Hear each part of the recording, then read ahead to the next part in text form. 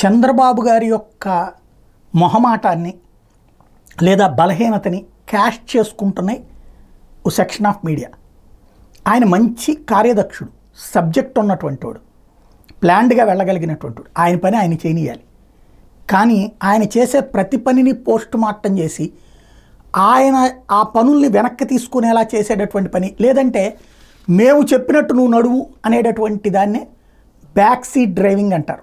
అంటే కారులో వెనక్కి కూర్చుని డ్రైవర్ ముందుకు నడుపు, వెనక్కి నడుపు, పక్కకి నడుపు, ఇట్లా చెప్తే ఎట్లుంటుందో అట్లా ఉంటుంది. ఇప్పుడు కేంద్ర ప్రభుత్వం ఓ సిస్టమ్ తీసుకొచ్చింది. ఏంటంటే ఇంతకుముందు కూడా నీకు 1000 కోట్లు ఇచ్చా, ఆ డబ్బులు ఖర్చు పెట్టినట్టు సో పథకానికి ఇచ్చా, ఆ డబ్బులు ఖర్చు పెట్టినట్టు నాకు యూటిలైజేషన్ సర్టిఫికేట్ యూసీ తీసుకొచ్చి నెక్స్ట్ డబ్బులు నీకు రిలీజ్ చేస్తా. ఇది కేంద్రం పాలసీ. ఎందుకంటే కేంద్రం డబ్బులు ఇవ్వటం, వాటిని దారి మళ్లించేయడం ప్రభుత్వాలు చేస్తున్నాయి కాబట్టి అలా దారి మళ్లించనీయకుండా ప్రభుత్వం తీసుకొచ్చినటువంటి చర్య నరేంద్ర మోడీ ఇవాళ తీసుకొచ్చింది కాదు, చంద్రబాబు కోసం తెచ్చింది కాదు, నాడే తెచ్చారు 2014 తర్వాతనే. అప్పుడే కదా ఒకసారి గుర్తుకుందాం మనందరికీ.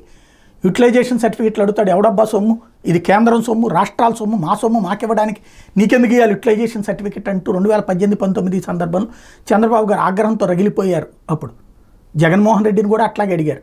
మొన్ననే చెప్పారు కదా, యూటిలైజేషన్ సర్టిఫికేట్ ఇవ్వకపోతే కనుక అవి చూపెడుతున్నారు నాకు ప్రేమ లేఖలు, నేను ఇక్కడికి వచ్చి వివరణ ఇచ్చుకోవాల్సి వస్తుందని.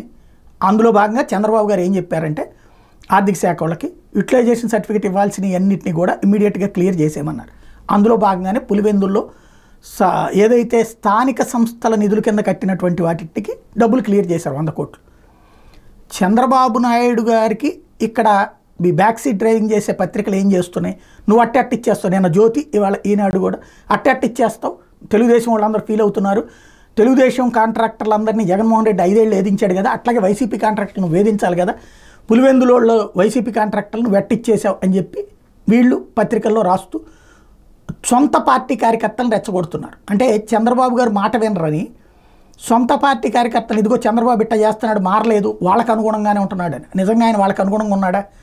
చాలా వేధిస్తున్నాడు వైసీపీ వాళ్ళు. అయినా సరే లేదు, చాలట్లేదు, ఇంకేదో ఒకటి చేసి పొడిచిపారేసే అన్నట్టుగా ఉంది వీళ్ళ యొక్క పైత్యం. అది కార్యకర్తలకు ఉండాల్సినటువంటి పైత్యం కాస్త పత్రికలకు ఉండటం అన్నటువంటి విచిత్రమైన అంశం.